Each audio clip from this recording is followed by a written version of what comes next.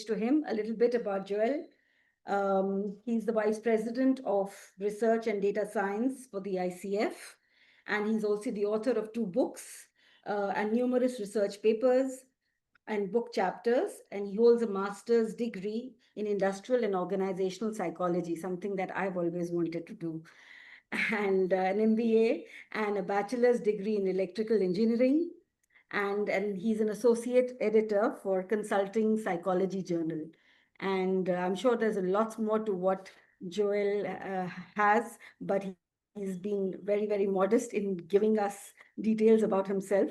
So please add what you want to, Joel. And just some housekeeping here, that whatever question and answers you have, questions you have for Joel, please put them in the chat box, the Q&A box, I'm sorry, and keep the chat box flowing. And Joel, how would you like to go about it? Would you like to keep the questions for the end, or would you like to stop in between and check on questions? We'll be monitoring the chat. Okay. Yeah, I'll stop from time to time and take questions. That'd be great.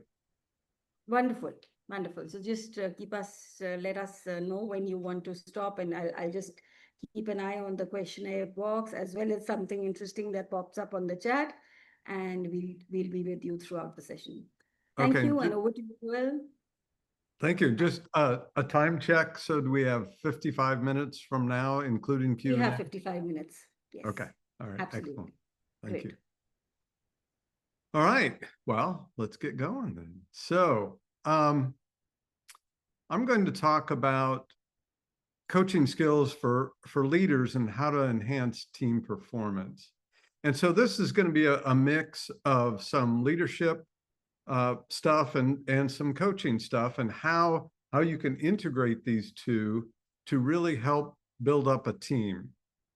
Because one of the things that I frequently say is that coaching skills enhance dialogue. And so we have research that shows how much coaching skills help in organizations with engagement, working alliance, building a better bond between the manager and the leader and the team member, as well as reducing intention to quit. So let's start with leadership first. Now, I like to be very simple, and I like to break things down to as simple elements as they can be. And so fundamentally, to me, leadership is about 2 things. It's about creating a vision that the team is going to be working toward. And then secondly, it's fundamentally about motivating the team members to work toward that vision. So being in alignment and working toward that vision. So the vision has to be compelling, and it has to be something that people can really buy into. Otherwise, they're not going to be engaged. You're going to have a difficult time motivating them and getting them to want to work. And you can look at the team dynamics from several viewpoints. One viewpoint is task cohesion. How well are the team members working on the task together? And you can also look at relationship cohesion. And so a lot of people kind of confuse these and think that they're the same thing, and they're not. So building a compelling vision and getting people to be motivated to work toward that vision is about task alignment and alignment toward working toward that task or toward that vision, toward those goals. All the team members don't all have to really like each other. They don't really have to want to spend time together. I remember one time I was on a team and they wanted us to do all these outside activities to bond as a group.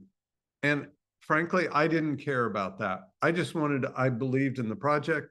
I wanted to do the project, but my time was my time and I didn't want to spend on that. So building that compelling vision and motivating people to work toward that and providing the challenge to meet the goals, to make the vision, create the vision, is where it can be really helpful and where the leadership really needs to be.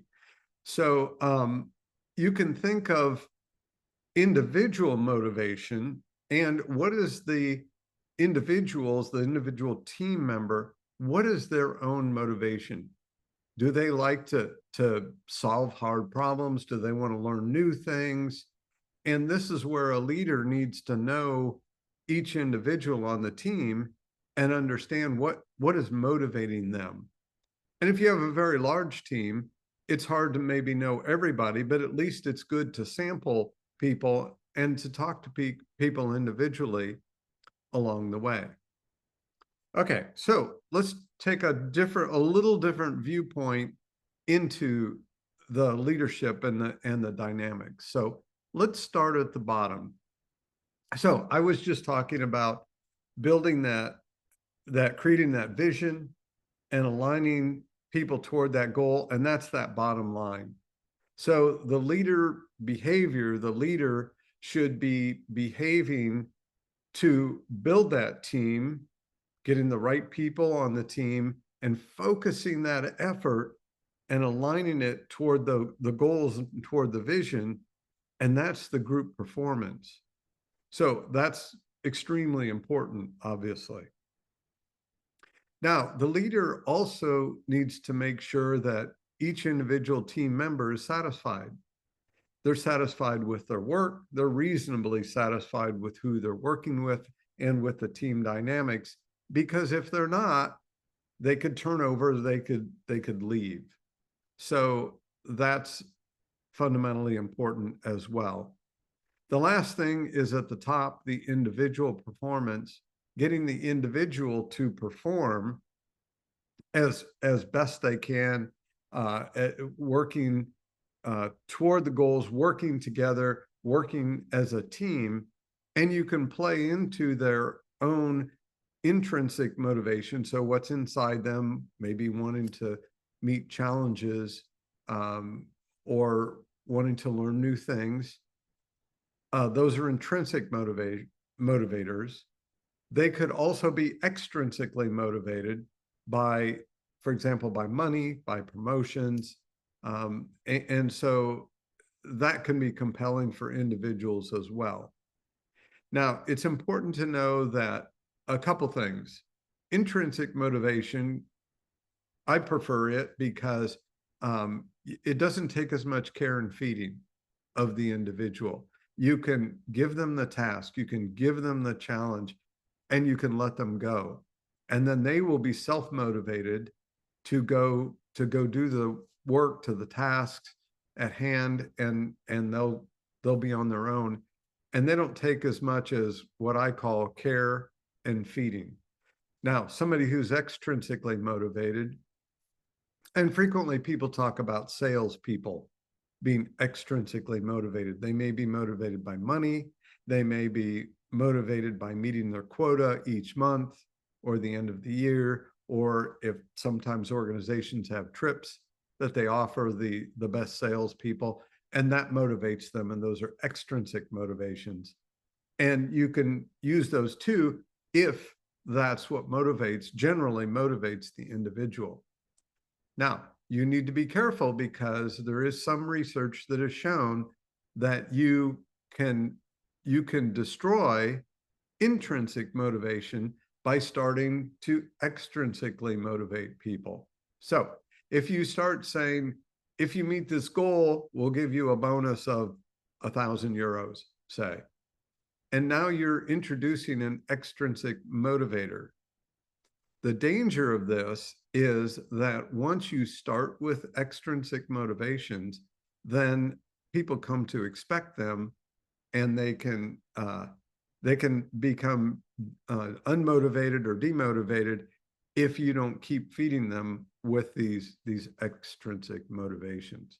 So that's individual performance, and the idea is to engage each person to find what motivates them. I sort of sometimes think of it as the hook, to hook them into the project, and then getting everybody aligned in their individual performance to be focused for that team effort to perform well as a group. So I'll pause here and see if there are any questions that we have right now.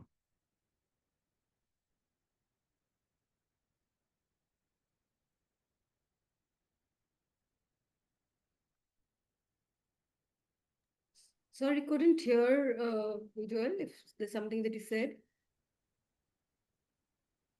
Pardon? Sorry, did you say something? I just missed the last part in case you. Oh, I wondered if there were any questions. I'm not seeing any, okay. but yeah, not yet. okay, excellent. Okay. Yeah. All right, so let's keep going. Now, at ICF, we have a definition for professional coaching, and that is partnering with clients in a thought-provoking and a creative process that inspires them to maximize their personal and professional potential. So this is all about, excuse me, all about the individual. It's about helping them to think deeper, to be more creative, and to be the best that they can be.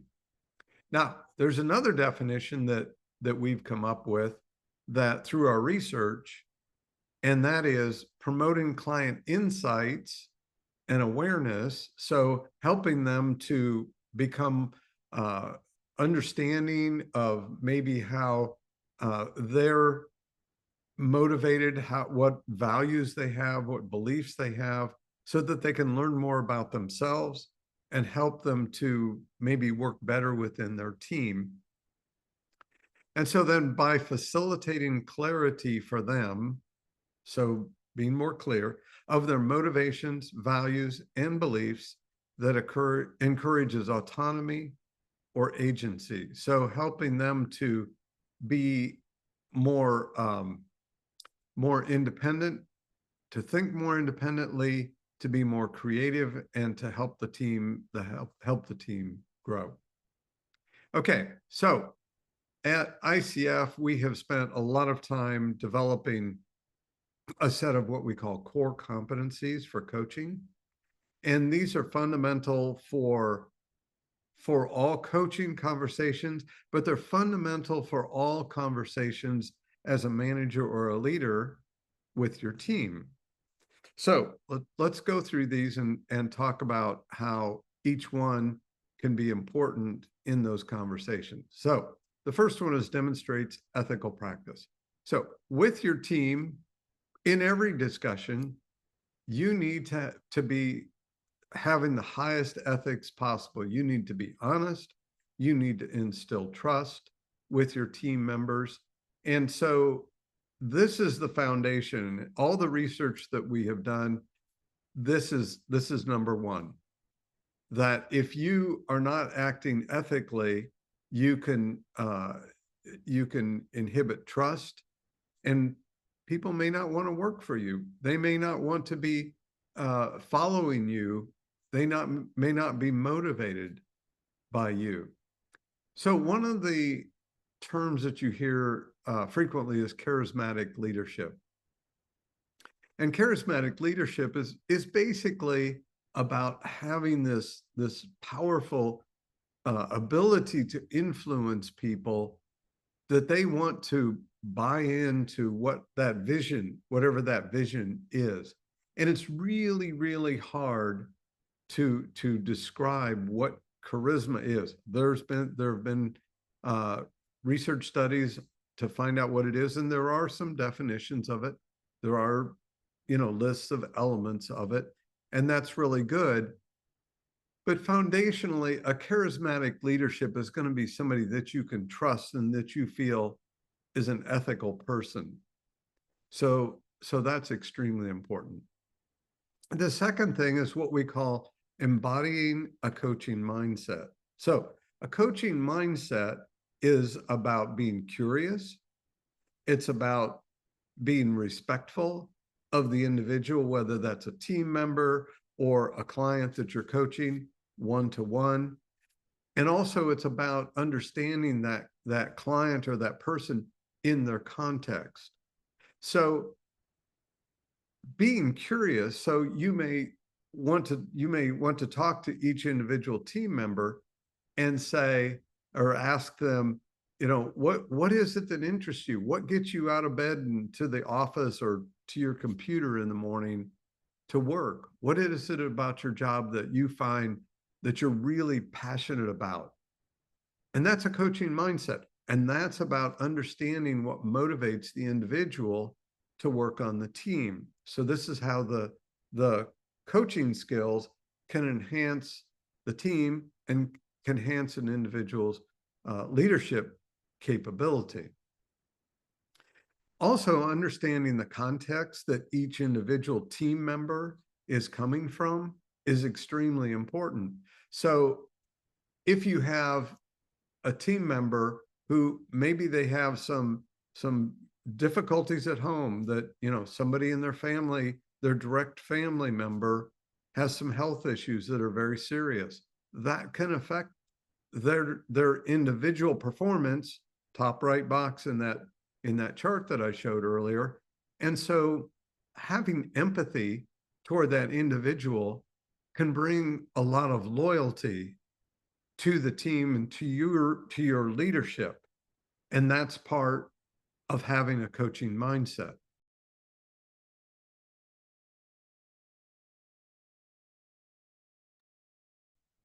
Okay, sorry about that. Let's move on. Next is establishes and maintains agreements. And in one-to-one coaching, if you're a professional coach, this can mean having an agreement with the organization if there's an organization involved in the coaching. It can be having an agreement with the client about all the engagement as a total and about all the sessions that they may have, coming to terms with goals. And then also that agreement may contain some level of privacy about all conversations will be private, except for perhaps if the organization is paying, then there may be agreement to disclose what the topics of discussion are. And then the third agreement may be in each session. The coach may ask, okay, what is it that you want to get out of this session? When a manager or a leader uses coaching skills, these agreements may look a little different because the manager or leader is beholden to the organization. So there may not be as much privacy in what is discussed in those conversations with the team members, because the manager or leader is responsible to get the project done. They are responsible for having good high performers on their team.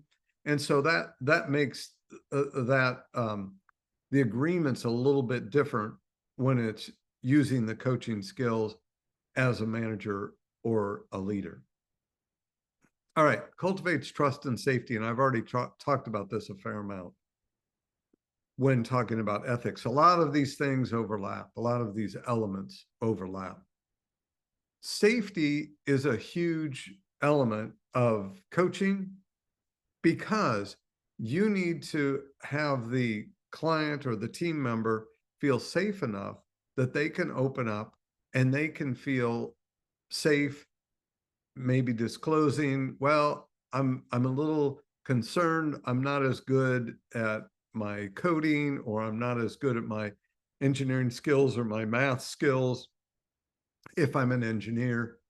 And so setting the stage so that the team member can feel safe is very, very important, so they can open up about what they need and what they want to do. And all of this builds trust. And that trust helps to build that relationship with the manager and leader and their team member. And it helps to build those bonds. Talked about working alliance, and the research that we've done shows that doing this, building this trust and safety, using these coaching skills has a very high correlation with that working alliance. Okay, next is maintains present. If I'm having a discussion with a team member and I'm, distracted, I'm looking around, that team member is they're gonna wonder, does he care? Does he care? Is he really listening to me? So being present is huge. And sometimes this can be all it takes, that this is all the person needs, that they might say, you know, my manager was there for me and they listened to me and they made me feel important in that moment. And that's what presence is about. So being present, and this is really being mindful. People talk about mindfulness and they talk about how important that can be in terms of managing or leading. And to me, being present is really the same as being mindful. So there are a lot of exercises that one can do to become more mindful. And it's like being in the present moment, living in that present moment, living in this moment with the individual, and living in this moment with the individual, and in this moment with the individual. Every single moment being there for them. And that can help with all these things: the trust, the safety, the ethics, being curious, having that coaching mindset, and so forth. Okay. How you listen is extremely important. So active listening is a skill that a lot of people need to learn. And it's extremely important because it helps the team member or the client to feel that they've really been heard. And you can do this by summarizing. You can ask the question, okay, can I make sure I've got it here, and repeat it back in their own words or similar to their own words. And that helps them to feel heard. One of the things that we know about the social justice research is that sometimes people say, I just want to feel heard. And sometimes people would say, I just want my day in court. So if all you do with a team member as a leader, if all you do is you're present, you make them feel safe, you listen to them, that might be enough right there. But there's more. So evoking awareness is the seventh and the second to last competency.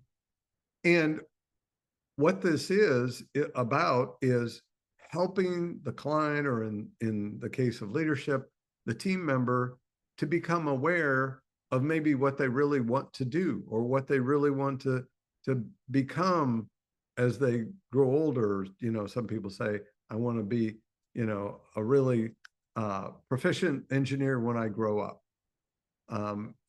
And so helping the team member to understand and figure out what it is they really want can really help in terms of loyalty toward that leader, because now you've helped the individual in a very deep way.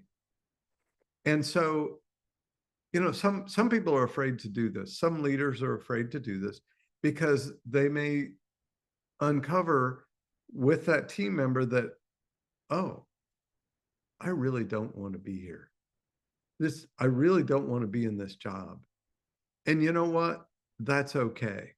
Because then you can help that individual. You can help them to maybe make some changes that the job can be more tolerant to them. And then, yes, you can help them move on to something else that they're going to be more, they're going to be more proficient or more excited or more passionate about.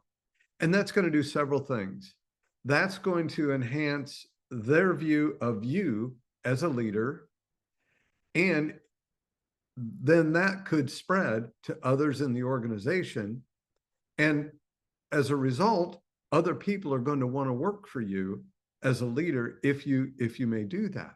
It also kind of rubs off on the organization, an individual. Maybe they even leave the organization, but they say to other people, you know, I worked at that organization. I was in a job I didn't like or wasn't a good fit for me. And my team leader helped me to help the job be tolerable while I was there, and then ultimately helped me move on. And that's going to help the organization because more people are going to want to work for the organization. And again, they're going to want to work for that leader. But so these are things like helping, asking a lot of questions to the team member, and understanding their context. What is their background, their knowledge, their skills, and again, what motivates them? What do they want to create? What kind of challenges do they want? Because fundamentally, I believe that all professional people, they want a challenge, and that's what motivates them. That's why they became a professional in the first place. Okay, lastly, helping the client, or in the case of a manager or leader, helping to facilitate their growth. And I just talked about this a little bit. So what goals might you want to work on with the individual? So they may have their individual goals, and how do those translate into the team goals and help build what the team needs to build? Now, I want to do a little sidebar here for a moment about goals. There's a lot of work that was done by Ed Locke and Gary Latham on goal setting theory. There's a whole book, 1990, 99. I can't remember the date for sure, but it's a really thick book, and it's really, really good on goal setting theory. I would encourage everybody to take a look at it if you're interested in this. And so in psychology, there are a lot of these sort of inverted U-shaped curves. And if you think about along the x-axis as a goal being easy, very easy at one end, or very difficult at the other end, then on the y-axis, the vertical axis, having performance, high performance, low performance. If you have easy goals and you meet those goals, okay, that's kind of low performance, but they were easy to meet. If you have very difficult goals, the team member, the team themselves may not be able to meet those goals, and therefore their performance ends up being low. Finding the sweet spot in the middle where the goals are not too hard, not too easy, and then the performance is high. they've met these difficult but achievable goals. That's what I call the sweet spot of that. And so helping the client, the team member, to figure out what goals they want that are good for them and good for the team, that translate into the team goals, can be extremely important.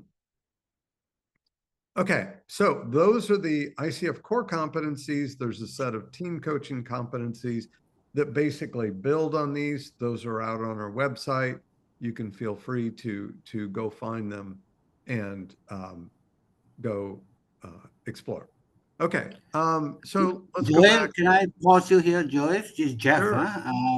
I'm co-hosting with Hermione. There is a question in the chat, in the Q&A. Yeah. That was from the previous slide. How do you strike a balance between intrinsic and extrinsic motivation? Oh, that's a really good question. Thank you. So I don't think in terms of striking a balance. I think in terms of first, how can I intrinsically motivate that person? Because as I said, that doesn't take much care and feeding, and you can generally send the person off, give them the challenge, send them off, and they're happy and they can work. So that's where I always start. Now, if you find out that that's not what interests an individual, and they are more extrinsically motivated, then I talk with the person about, well, okay, let's talk about your role in the project, and let's talk about maybe your career. So an extrinsic motivator that you can talk about is maybe getting a promotion. So you can talk about with them about if you do your work, you achieve this goal of whatever your task is or tasks, then does that get you closer to a promotion? And you can, depending on what the situation is like at the organization, it may be that they can or not. You can use money as an extrinsic motivator. I try to do that very, very, very rarely, because again, if you do it once and you start doing it repeatedly, then you can destroy the intrinsic motivation. And when you take it away, then how do people feel? In the United States, one of the things that an example I use is, one of the things that companies do often is we have a holiday called Thanksgiving. In the fall, a lot of cultures have harvest celebrations. And in the United States, it's called Thanksgiving. It's near the end of November. And a lot of organizations will give either maybe a turkey or a ham to every employee in the organization. Now, sometimes an organization hasn't done that. And they say, they might ask me as a consultant or something, might ask me, well, hey, what do you think of doing this? And I would say, well, that's fine. But what if you do that for the next 3 years, and then you decide, oh, wait a minute, we have to cut costs, and you stop doing it? Now, how are the people going to feel? They're going to say, wow, I didn't get my turkey this year, or I didn't get my ham. So I think that kind of answers the question. If not, can continue on with more questions. Let's see if I can get to that box. Okay, I am now at that box. Okay, let's continue on with the slides, and unless I'm not seeing any more questions. Okay, I have a build here that didn't work for whatever reason. Here's our chart again. And so let's talk about how you use the coaching skills. So let's talk about the extrinsic or intrinsic motivation and helping to get to that individual performance, the high individual performance. And so you can do that by building trust, building safety, building that rapport with the team member, and then being present, listening actively, asking questions and repeating back, am I understanding this correctly? Is this what you're saying? And so using those skills can help to build that individual performance.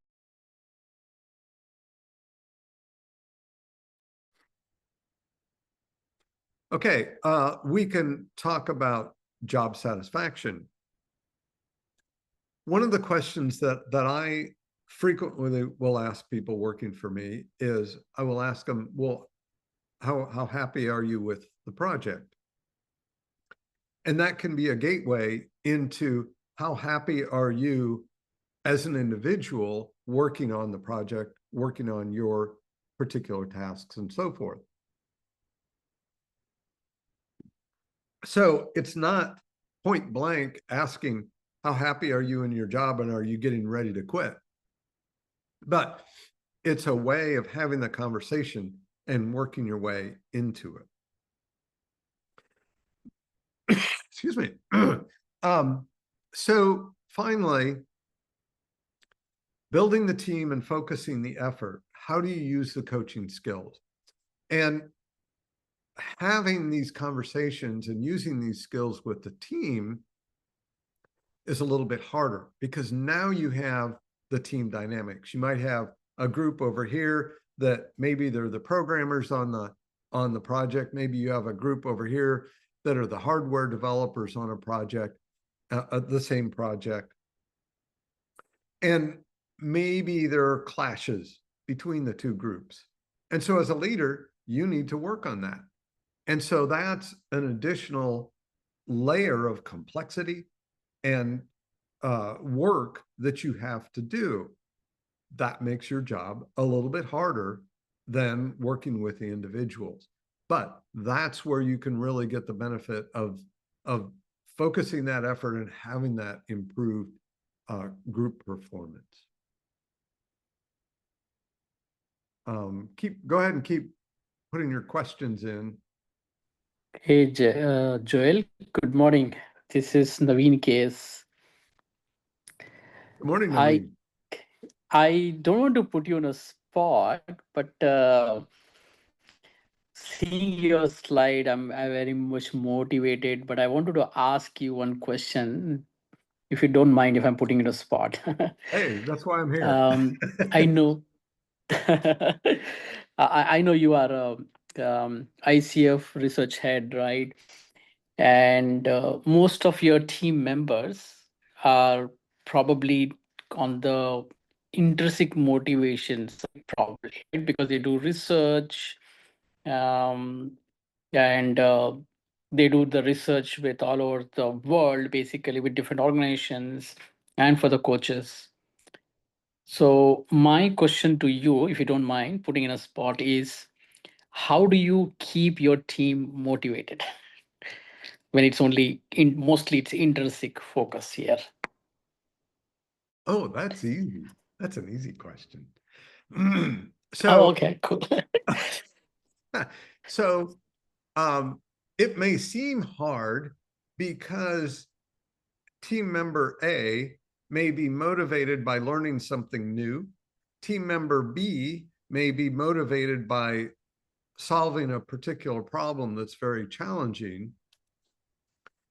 Let's just keep it simple there. So the question becomes, how can you satisfy both of those motivations, get the project done, get everybody aligned toward the task? And that's part of the art of leadership, that you need to and sometimes it's like, I think of it as kind of bending a little bit. You know, you think of a tree, and a tree bends with the wind to some extent. And so somebody says, you know, so take, I had the software team, I had the hardware team. Somebody on the software team says, I want to learn about this new AI stuff. And maybe the project doesn't need that right now, but it might be important. So what if you make a deal? You say, team member A, how about if you spend at most 10% of your time learning AI and seeing how it might be useful and applicable to this project? So now what are you doing? You're motivating them, you're allowing them to do that, you're encouraging it, in fact.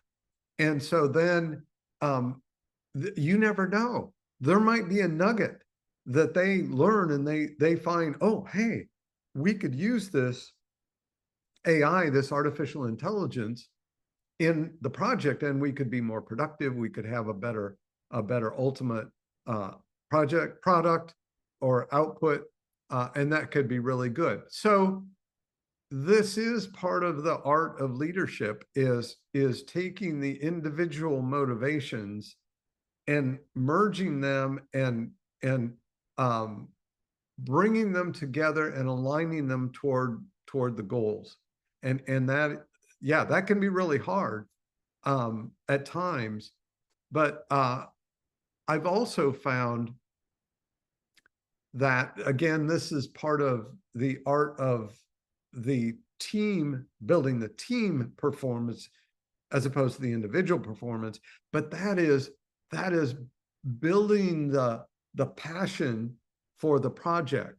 So I have a data team as well, and they just spent the last, I don't know, 3 years building a system, building data pipelines to bring together a lot of data to be able to provide that to individuals, you know, at a glance, and having a lot of filters. And so they were very motivated to get this done. And so what I did was I said, okay, I want you guys to demonstrate this to the leadership inside ICF. So they got to show off their baby and what they were proud of having built. And the leadership members are like, oh, can I do this? Can I do this? Can I do that? So what is that going to do? That's going to further fuel their passion for the project and for their work on that project. So did I answer your question, Naveen? Naveen, you're muted. Yeah, sorry, I was just trying to unmute my microphone here.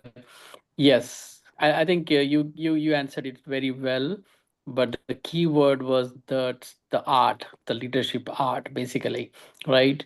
So just to add to that, it becomes little complex uh, with the leaders whom I am seeing working with, if the team members are not face to face, if they work in a remote work culture, it adds one layer of complexity.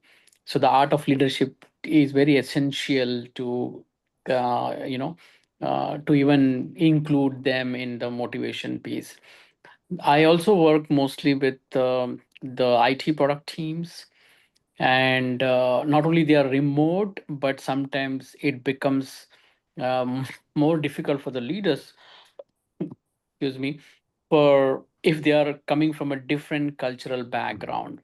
Like if the IT team members are in India or in a different part of Asia, like Philippines or China, if they are in a Europe somewhere. So the leaders art plays a very huge role there. Basically, how do you keep them motivated? Yeah, I think that's an excellent point, Naveen. And I know in my various business roles, I've had like 7 of them or something like that. I can't hold down a job. Um, and I traveled the world. I met people in all different cultures. And one thing I found very quickly in my discussions with people, and that was that we all want the same stuff. We all want a True. decent job. We also want a safe place to live. We want a nice house. We want good relationships with our family members and our social structure, our coworkers. We want I don't know if I mentioned clean water, clean air, good food. So there's a guy named Stephen Rice, Reiss, if anybody wants to look at it, and he came up with 16 dimensions in his research of unified dimensions of you can think of it as well-being, you can think of it as motivators, but that's the foundation from which I come from. And so on top of that, yes, you have culture, and all culture is going to do is it's going to accentuate or decentuate any of those dimensions. But fundamentally, I always come back to we all want the same stuff. And so again, I try to get to those deepest levels. There was a book chapter I wrote. I won't go into the story of how I came up with this, but you can work backwards from, and if you have 2 people who are at opposing viewpoints, you can kind of work backwards from their attitudes and interests to their values and beliefs, and then ultimately to their traits, what we came into this world with, and their needs, which are kind of part of traits. But what is it that we as an individual need? So again, diving deeper into what the individual wants and getting at the core. And so in that book chapter, I wrote about how 2 people were very different, but at the heart of it, they had the same traits and needs. And so that's what I want to try to get to. There's another question here. Is it okay if I take that? There's a question. Thank you. Joel, Yeah. can I read the question? Naveen, are you okay? Yeah. There are 2 questions there. The first question from Bilal: how can we motivate employees if the country is suffering a lot of financial troubles and the most useful motivation is money to get them stable? So it's a good time for you to answer that from Naveen. Yeah, use the money. I mean, that gets at what I was just talking about. So, one of those needs is financial needs or dimensions that people have. And so if that's it's at the foundational level, then fine, use it. Because that's what's motivating them in that moment. And so absolutely. So, Yeah. so I guess Joy, do you want to answer the next question or we just continue? well, let me just say one little thing there, and that is do what you can, that you're capable of in the organization.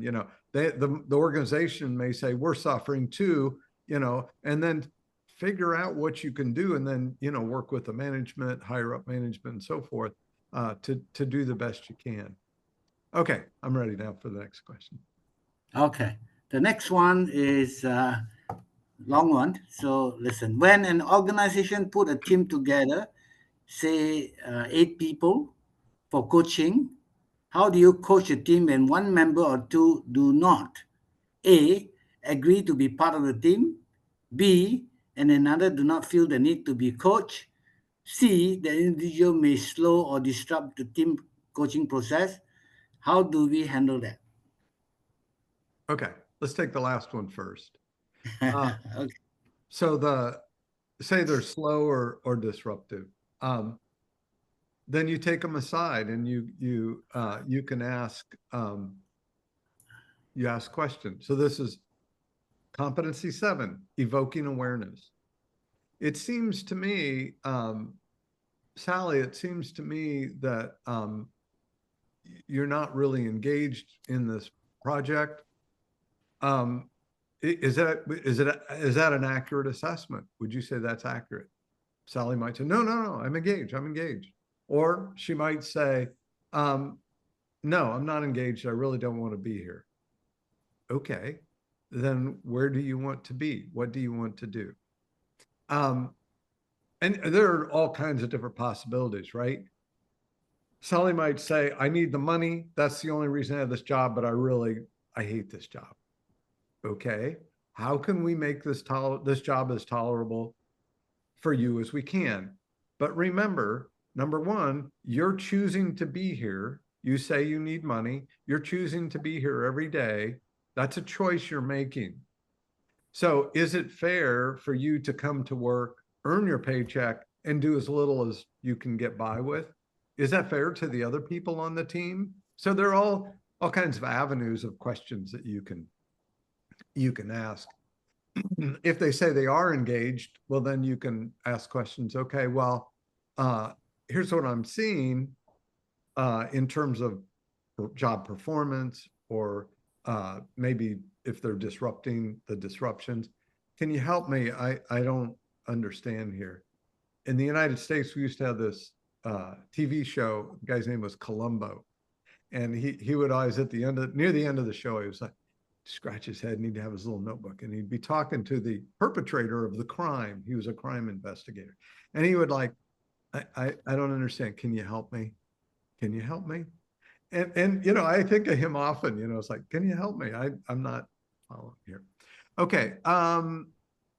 Don't feel the need to be coached. It doesn't have to feel like a coaching conversation. It's just a conversation.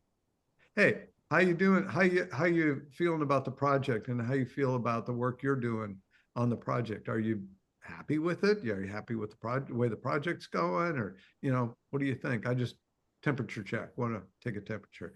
And that's just a lead in, right, to having a deeper conversation. And then it's not a coaching conversation. And then finally, what do you do if they don't want to be a part of the team? Well, that's a discussion with the leadership, your leadership. And it's like, okay, you gave me Fred, and Fred really doesn't want to be here, and Fred's causing trouble. We need to figure out how to get Fred out.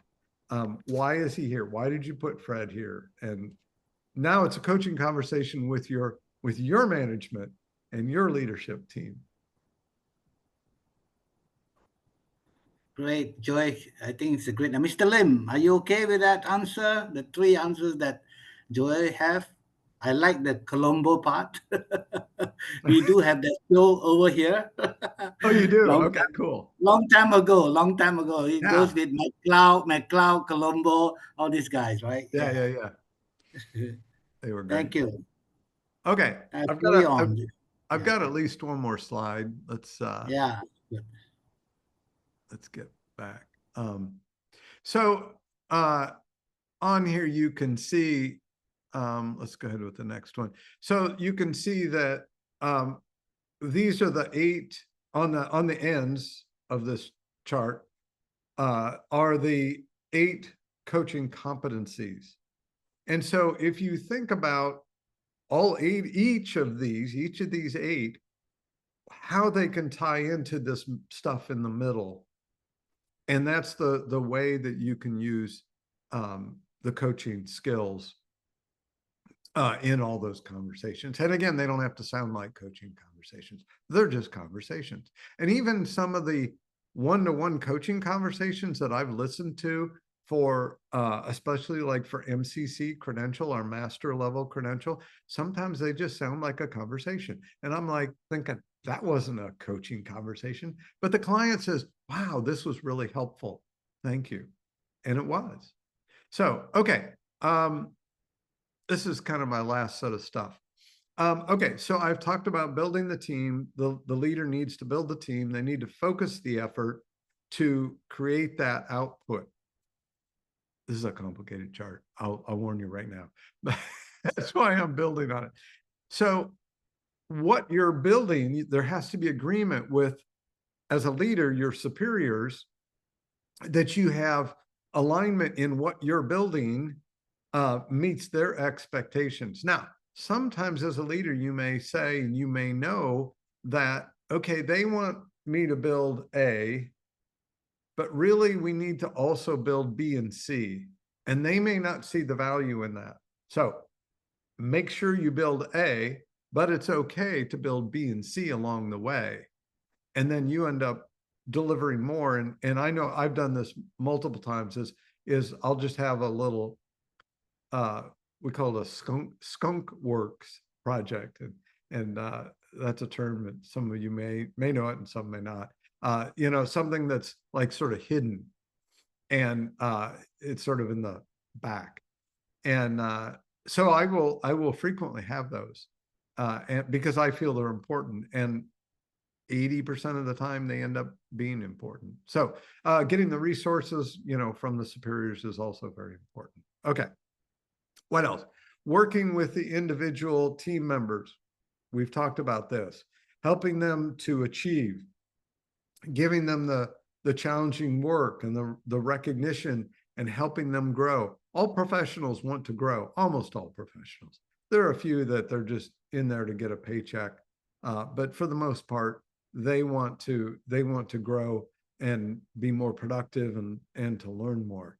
And then lastly, play to the extrinsic and the intrinsic motivation of each of them. And there's also that one middle point, and that is ensuring the job satisfaction so that you minimize the dropouts of your team.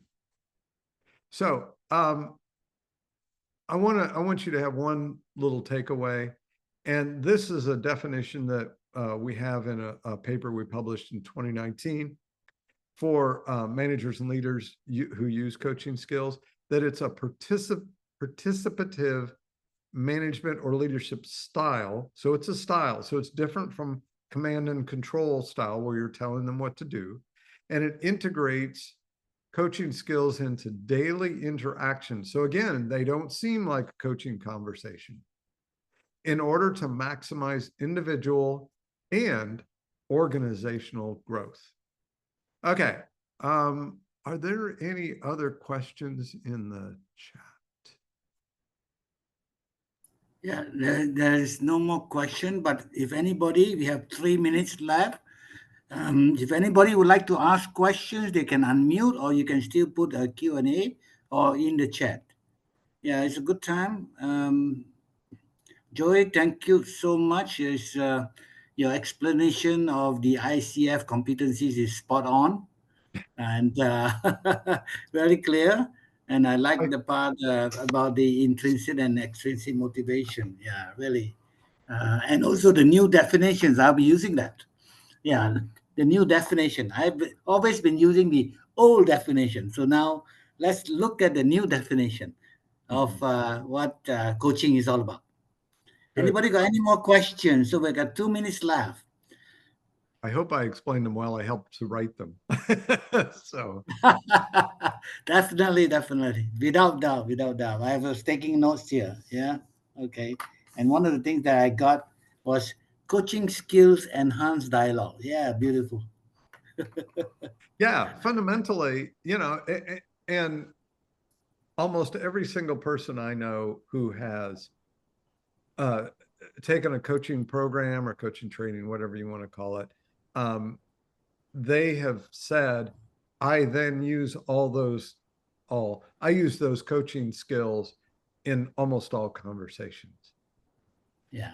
And that's why I half jokingly say that coaching skills can bring us world peace, because coaching skills enhance dialogue. So how can we use coaching skills? Somebody talked about crossing cultures.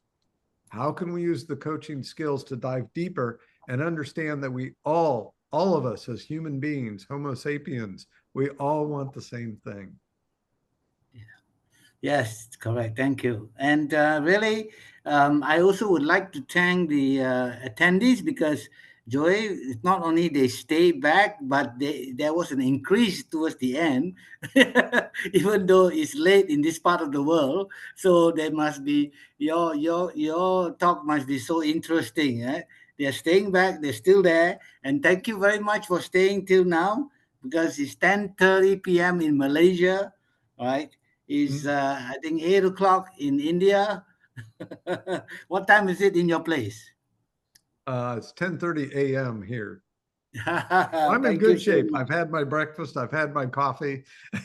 Yeah, let's give everyone a round of applause. Thank you, Joyce. Thank you Thank you so for much, having and me. thank you everyone for attending, and thank you for all the questions.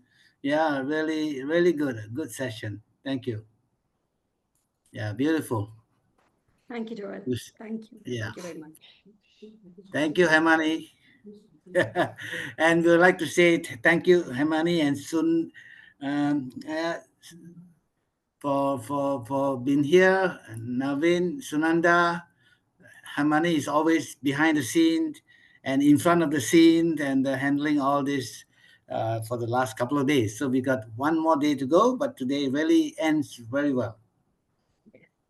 Thank you, and good day, good evening, good afternoon, good night. Good night. See you.